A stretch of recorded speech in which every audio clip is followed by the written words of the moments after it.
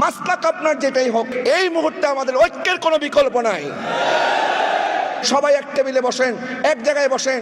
আমরা ঐক্য কেন হতে পারছি না? ঐক্য হওয়ার ক্ষেত্রে আমাদের বাধাগুলি কোন জায়গায়?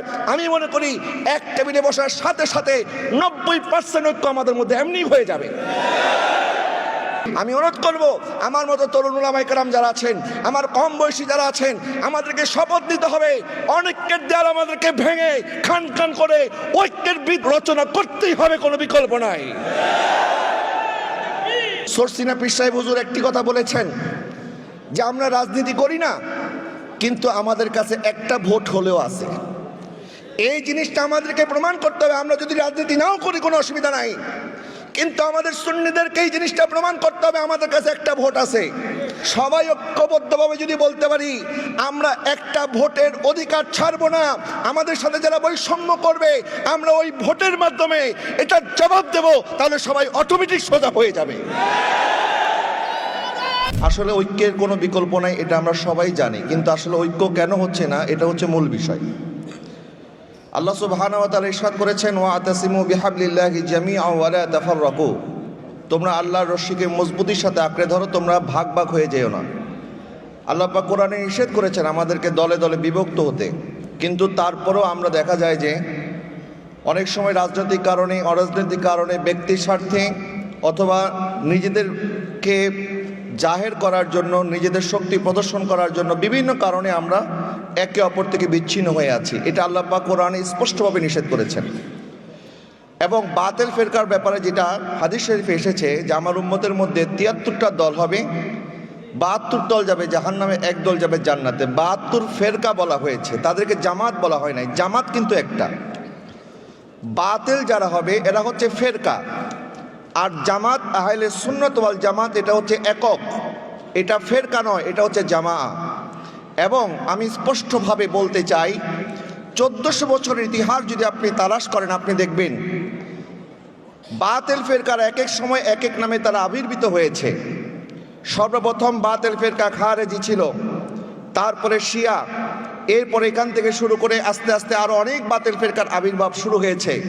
কিন্তু আহলে সুন্নাত ওয়াল জামাত 1400 বছর আগে যেটা যেমন ছিল আজকে 1400 পর এখন সেটা আছে, কিয়ামত পর্যন্ত সেটা থাকবে। আহলে সুন্নাত ওয়াল জামাতের আকীদার ভিতরে, আমাদের এই জামাতের ভিতরে কোনো ধরনের ফেরকাবাজি এখনো হয় নাই এবং কিয়ামতের আগেও হবে না। এই বিষয়টা আমাদেরকে মাথায় রাখতে হবে। আমরা আহলে সুন্নাত ওয়াল জামাত, আমরা ফেরকা নই, আমরা হচ্ছি জামাত। এখন আমরা জামাত হওয়ার পরেও কেন আমরা যে বৃহত্তম জামাত এটা জাতিকে আমরা জানাতে পারছি না কেন? এই বিষয়টাকে আমাদেরকে একটু চিন্তা করতে হবে। এক নাম্বার, ঐক্য কিসের ভিত্তিতে হবে? যদি আপনি বলেন যে রাষ্ট্রীয় বিষয়ে আমরা ঐক্য কিভাবে করতে পারি, রাষ্ট্রের যে কোনো বিষয়ে আমরা, শুধু মুসলমান কেন, এই রাষ্ট্রের মধ্যে হিন্দু বসবাস করে, বৌদ্ধ বসবাস করে, খ্রিস্টান বসবাস করে। রাষ্ট্রীয় স্বার্থে, রাষ্ট্রীয় সার্বভৌমত্ব রক্ষায়, রাষ্ট্রের স্বাধীনতার প্রশ্নে, রাষ্ট্রের ঐক্যের প্রশ্নে আমরা যে কোনো জাতিগত ভেদাভেদ ভুলে গিয়ে আমরা বিধর্মীদের সাথে আমাদের ঐক্য হতে পারে, তাতেও কোনো অসুবিধা নাই। 2 নাম্বার, যদি আপনি ঐক্যের কথা বলেন, ইসলামী মূলনীতির ভিত্তিতে ইসলামী ঐক্য আমরা চাই। ইসলামী ঐক্যের ক্ষেত্রে, আকীদার ক্ষেত্রে, মৌলিক আকীদার ক্ষেত্রে কোনো ঐক্য হতে পারে না। মৌলিক আকীদার ক্ষেত্রে আমরা শুধুমাত্র ওইটাকেই ধারণ করব 1400 বছর আগে আমাদের আহলে সুন্নাত ওয়াল জামাতের আকীদা যেটা, আমরা সেখান থেকে এক চুল সেখান থেকে সরার কোনো সুযোগ নাই। আমাদের আকীদা সেটাই, আমার নবীজির আকীদা। আমাদের আকীদা সেটাই যেটা সাহাবায়ে কেরামের আকীদা। নবীজি সাল্লাল্লাহু আলাইহি ওয়াসাল্লাম ইরশাদ করেছেন, তোমরা জামাতকে অনুসরণ করো, ইত্তাবিউজ জামাআ। নবীজি ইরশাদ করেছেন, মা আনা আলাইহি ওয়া আসহাবি। নবীজি ইরশাদ করেছেন, তোমরা আমার খোলাফায়ে রাশিদিনদেরকে অনুসরণ করো। আমরা সেই মূলনীতির উপরে চলে আমরা আকীদার ক্ষেত্রে, আকীদার মৌলিক আকীদার ক্ষেত্রে আমাদেরকে বিন্দু পরিমাণ ছাড় দেওয়ার কোনো সুযোগ নাই। এখন আসেন ফুরুই আকীদার ক্ষেত্রে, ফুরুই বিষয়ের ক্ষেত্রে। ফুরুই বিষয়ের ক্ষেত্রে যেই ধরনের মত পার্থক্য আমরা দেখি, মতবিরোধ আমরা দেখি, এটা তো আমি মনে করি ইসলামের সৌন্দর্য। কারণ আমাদের মাযহাব 4টা হয়েছে, যদি কোনো ইখতিলাফ নাই থাকতো তাহলে মাযহাব 4টা কেন হলো? এবং আজকে পর্যন্ত আমরা হানাফিরা কোনোদিন শাফিঈদেরকে বাতিল বলি নাই, শাফিঈরা হাম্বলীদেরকে বাতিল বলে নাই, হাম্বলীরা মালিকীদেরকে বাতিল বলে নাই। তার মানে বোঝা গেল ফুরুই বা আমলি মাসআলা মাসাইলগত ক্ষেত্রে ইখতিলাফ হওয়াটা এটা ইসলামের জন্য অসুন্দর কিছু নয়। কিন্তু দেখা যায় যে আমরা এই ফুরুই মাসআলা মাসাইলকে কেন্দ্র করে, শুধুমাত্র এই আমলি মাসআলা মাসাইলকে কেন্দ্র করে আমরা নিজেদের মধ্যে অনৈক্য জিয়ে রেখেছি, আমরা নিজেদের মধ্যে বিভেদ জিয়ে রেখেছি। এবং বাংলাদেশের মধ্যে আমি মনে করি, আমার পূর্বে মাওলানা ওসমান গনি সালেহী ভাই বক্তব্য দিয়েছেন এবং আরও যারা যারা বক্তব্য দিয়েছেন, আমরা সবাই জানি এবং এই কথা সবাই মানতে বাধ্য, এই দেশের মধ্যে নব্য ফিতনা যারা সৃষ্টি করছে, আজকে নতুন নতুন ইসলামের সংজ্ঞা যারা আমাদেরকে শেখানোর চেষ্টা করছে, তাদের মাধ্যমে এই দেশে ইসলাম আসে নাই। এই দেশে ইসলাম এসেছে আউলিয়া কেরামের মাধ্যমে, এবং তারাই মূল ইসলামের যে স্পিরিট আহলে সুন্নাত ওয়াল জামাতের আকীদার ভিত্তিতেই এই দেশে ইসলাম প্রতিষ্ঠিত হয়েছে। সুতরাং নতুন করে আমাদেরকে নতুন আকীদা যারা শিখাতে চায়, নতুন করে আমাদেরকে ইসলাম শিখাতে চায়, আমরা তাদের থেকে ইসলাম শিখার কোনো দরকার নাই। বরং আমাদের আকাবির উলামায়ে কেরাম হযরতে পীর মাশায়েখবৃন্দ আমাদেরকে যে আকীদা শিখিয়েছেন এটাই আমাদের আকীদা। নতুন করে নব্য আকীদাদারি যারা নতুন করে আমাদেরকে শিখাচ্ছে, অথচ আহলে সুন্নাত ওয়াল জামাতের উলামায়ে কেরামদের কাছে শুধুমাত্র হাদিসের সনদ নয়, আপনি দেখবেন সব কিছুরই সনদের দরকার আছে। আমাদের কাছে যেমন হাদিসের সনদ আছে, আমাদের কাছে তরিকতেরও সনদ আছে। আর তারা তো তরিকতই মানে না, সনদ থাকবে কোত্থেকে? 2 নাম্বার, আহলে সুন্নাত ওয়াল জামাত আমার নবী ইরশাদ করেছেন, আমার উম্মতের মধ্যে একটা দল কিয়ামত পর্যন্ত হকের উপরে অবিচল থাকবে, কেউ তাদেরকে দমিয়ে রাখতে পারবে না, কিয়ামতের পূর্ব পর্যন্ত তারা হকের জন্য লড়াই করতে থাকবে। কিন্তু আজকে যারা নিজেদেরকে মেইন স্ট্রিমের যারা নিজেদেরকে ইসলামের মেইন স্ট্রিম দাবি করছে, এটা একটা আমি মনে করি আমাদের সাথে ধোঁকা চলতেছে। কারণ আপনি তাদের আকীদার ইমামদের যদি আপনি দেখেন, নবীজি সাল্লাল্লাহু আলাইহি ওয়াসাল্লাম পর্যন্ত, ইবনে তাইমিয়া পর্যন্ত তাদের কোনো আকীদার ইমামের সনদ নাই। ইবনে তাইমিয়া থেকে শুরু করে মাঝখানে আবার আরেকটা গ্যাপ আব্দুল ওয়াহাব নজদি পর্যন্ত, তাদের আকীদার কোনো সনদ নাই। আব্দুল ওয়াহাব নজদি থেকে শুরু করে আবার আলবানি, ইবনে বাজ পর্যন্ত আরেকটা গ্যাপ। তাহলে তোমাদের মধ্যে এত গ্যাপ কেন? আমরা আহলে সুন্নাত ওয়াল জামাতের আকীদায় বিশ্বাসী যারা, আমাদের যেমন হাদিসের সনদের মধ্যে কোনো গ্যাপ নাই, আমাদের আকীদার ইমামদের সনদের মধ্যে কোনো গ্যাপ নাই, আমাদের তরিকতের ইমামদের সনদের মধ্যে কোনো গ্যাপ নাই। আমাদের কাছে সব ধরনের সনদ আছে, কিন্তু সনদ থাকার পরেও কেন আজকে আমরা অবহেলিত? আমি কয়েকটা পয়েন্ট আমি আপনাদের খেদমতে আরজ করতে চাই। 1 নাম্বার, আমাদের মধ্যে রাজনৈতিক সচেতনতার অনেক অভাব আছে। আমরা মানুষ বেশি আছে, কিন্তু আমরা রাজনৈতিক সচেতন নই। রাজনীতি না করা এক জিনিস, এটার মধ্যে আমার কোনো আপত্তি নাই, রাজনীতি আমরা না করতে পারি, কিন্তু রাজনৈতিক সচেতন না হওয়া এটা আমি মনে করি আমাদের জন্য খুবই ক্ষতির কারণ হবে। আমরা শুধুমাত্র মসজিদ মাদ্রাসায় থাকি বলে, কোরআন হাদিস নিয়ে গবেষণা করি বলে আমরা রাজনৈতিক সচেতন হব না, রাজনৈতিক বিষয়ে খোঁজ খবর নেব না, এই বিষয়ে আমরা আমাদের অবস্থান ক্লিয়ার করব না, এটা হতে পারে না। এখান থেকে আমাদেরকে বেরিয়ে আসতে হবে। আপনারা দেখবেন ইতিহাস সাক্ষী দেয় আমাদের রাজনৈতিক অসচেতনতা, উলামায়ে কেরামের যুগ উপযোগী পদক্ষেপ নেওয়ার ক্ষেত্রে তাদের দ্বিধাদ্বন্দ্ব, তাদের হীনমন্যতা, এটা আমাদেরকে রাজনৈতিকভাবে পিছিয়ে দিয়েছে।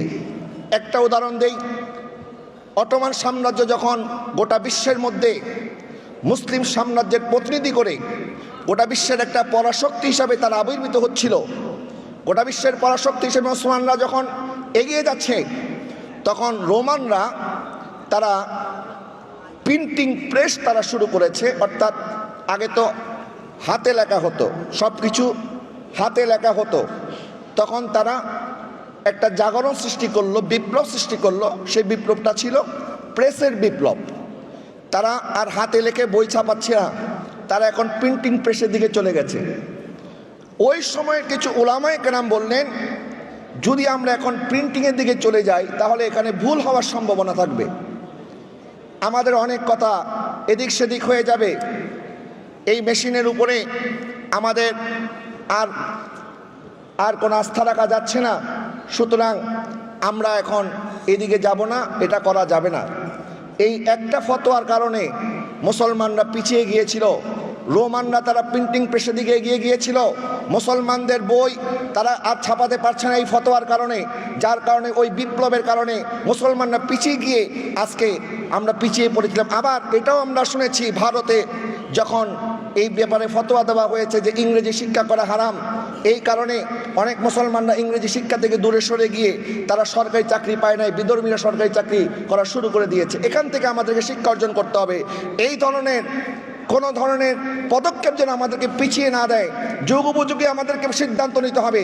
নবীজি সাল্লাল্লাহু আলাইহি ওয়াসাল্লাম যায়েদ বিন হারিস রাদিয়াল্লাহু তাআলা আনহুকে হিব্রু ভাষা শিক্ষা করার জন্য বলেছেন, কারণ ইহুদিদের এই তাওরাত কিতাব এটা হিব্রু ভাষায় ছিল।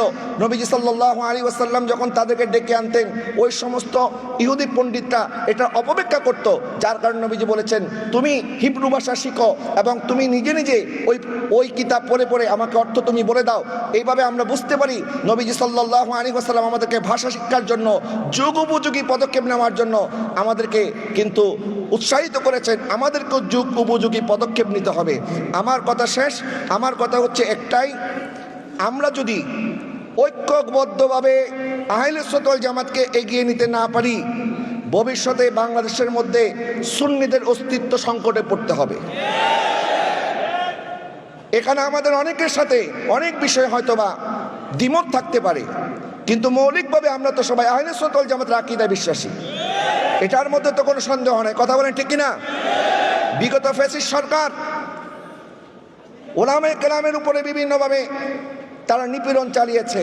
নিপীড়ন দুই ধরনের, এক ধরনের হচ্ছে সরাসরি অ্যাটাক করা, আরেকটি হচ্ছে ভাতৃঘাতী সংঘাত আমাদের মধ্যে ছড়িয়ে দেওয়া।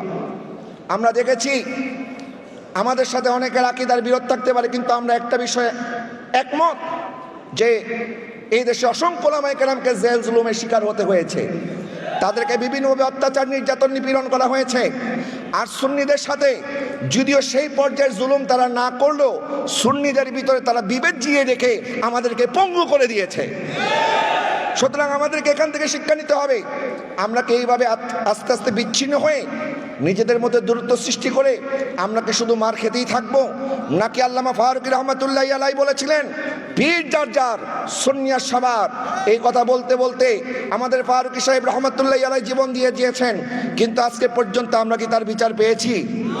কেন বিচার পাই না? একমাত্র আমাদের অনেকের কারণে। আমরা যদি ঐক্যবদ্ধ থাকতাম, আজকে আমাদেরকে কেউ কিছু বলার ক্ষেত্রে 10 বার চিন্তা করত। আমি আপনাদেরকে বর্তমানে আমাদের চলমান রইসুদ্দিন হত্যাকাণ্ডের একটা বিষয় আপনাদেরকে বলতে চাই। রইসুদ্দিনকে হত্যা করা হয়েছে, আমি অবজার্ভ করেছি, আমি গবেষণা করে এবং সরজমিনে আমি যা বুঝলাম, সে একমাত্র সুন্নি আকীদার হওয়ার কারণে আজকে তার সাথে জুলুম করা হয়েছে। সুতরাং আমরা এখনো যদি অনৈক্যের মধ্যে থাকি, আপনি মাসলাক আপনার যেটাই হোক, তারা কিন্তু আপনাকে এখন আওয়ামী লীগ দোসর ট্যাগ লাগিয়ে, মাজার পূজারি ট্যাগ লাগিয়ে, তাদের বিরোধী ট্যাগ লাগিয়ে বিভিন্নভাবে তারা আপনার আমাকে তারা ষড়যন্ত্র করে এক এক জায়গায় মামলা মোকদ্দমার মধ্যে ফাঁসিয়ে আমাদের সবাইকে কোণঠাসা করার চেষ্টা করবে। এই মুহূর্তে আমাদের ঐক্যের কোনো বিকল্প নাই। আমাদের ভিতরে দূরত্ব কেন সৃষ্টি হচ্ছে আজকে মসলকগত কারণে? আমি মনে করি আমাদেরকে একটা সেমিনার করতে হবে। সেমিনারের শিরোনাম হবে আল্লামা ফারুকী রহমাতুল্লাহি আলাইহির বিচার আমরা কেন পাই নাই, আল্লামা ফারুকীর স্বপ্ন কেন বাস্তবায়ন হয় নাই, এটা নিয়ে আসেন। আল্লামা ফারুকী যারা ভালোবাসেন সবাই এক টেবিলে বসেন, এক জায়গায় বসেন। আমরা ঐক্য কেন হতে পারছি না?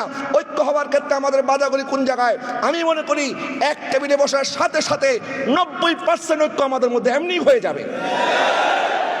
একটা পক্ষ আমাদেরকে বসতে দিচ্ছে না, আমাদেরকে আলাপ করতে দিচ্ছে না, আমাদেরকে কথা বলতে দিচ্ছে না, আমাদের মধ্যে বিভেদের দেয়াল সৃষ্টি করে রাখছে।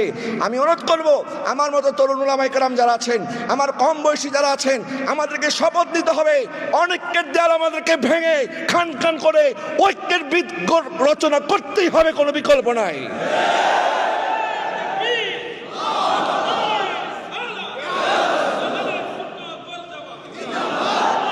ঐক্য যদি না হয় আমাদের ক্ষতিগুলিকে আমি একটা করে 3টা কথা বলে আমার বক্তব্য শেষ। অনেকের কারণে দেখেন আমাদের কোনো মুখপাত্র নাই, আমরা এক একজন এক একভাবে বক্তব্য দিচ্ছি, একজন বক্তব্য দেওয়ার কারণে তার বক্তব্যটা আমাদের সবার ঘাড়ে চলে আসতেছে। আমাদেরকে একটা মুখপাত্র তৈরি করতে, একজন হোক 5 জন হোক, আমরা সবাই কথা বললে হবে না, একজনকে কথা বলতে হবে, 5 জনকে কথা বলতে হবে এবং 5 জনকে একই সুরে কথা বলতে হবে। অনেকের কারণে আমাদের কোনো মুখপাত্র নাই। 2 নাম্বার, একজন দোষ করার কারণে সবার ঘাড়ের উপরে দোষ চাপিয়ে দিচ্ছে আমাদের বিপক্ষ শক্তি যারা আছে, কারণ তারা জানে যে এখন যদি আমরা এই দোষটা সবার ঘাড়ে চাপাই দিই তারা তো ঐক্য নাই, সুতরাং ঐক্যবদ্ধভাবে প্রতিবাদ তো করতে পারবে না, সুতরাং তারা সবাই দোষী, এটাই প্রমাণ হয়ে যাবে। 3 নাম্বার, প্রশাসন এটা বুঝে গেছে যে আমাদের ভিতরে ঐক্য না থাকার কারণে আমাদেরকে যদি তারা কোণঠাসা করে আমরা কখনো ঐক্যবদ্ধ হয়ে দাঁড়াতে পারবো না, প্রতিবাদ করতে পারবো না, যার কারণে তারা আমাদেরকে পদে পদে হেনস্থা করার চেষ্টা করছে। আমি একটা কথা নোট করেছি, আমার কাছে খুব ভালো লেগেছে। সরসিনা পীর সাহেব হুজুর একটি কথা বলেছেন যে আমরা রাজনীতি করি না, কিন্তু আমাদের কাছে একটা ভোট হলেও আছে। এই জিনিসটা আমাদেরকে প্রমাণ করতে হবে। আমরা যদি রাজনীতি নাও করি কোনো অসুবিধা নাই, কিন্তু আমাদের সুন্নিদেরকে এই জিনিসটা প্রমাণ করতে হবে আমাদের কাছে একটা ভোট আছে। আমরা সবাই ঐক্যবদ্ধভাবে যদি বলতে পারি আমরা একটা ভোটের অধিকার ছাড়বো না, আমাদের সাথে যারা বৈষম্য করবে আমরা ওই ভোটের মাধ্যমে এটার জবাব দেব, তাহলে সবাই অটোমেটিক সোজা হয়ে যাবে। আমি বিদায় নিচ্ছি। আসসালামু আলাইকুম ওয়া রাহমাতুল্লাহ।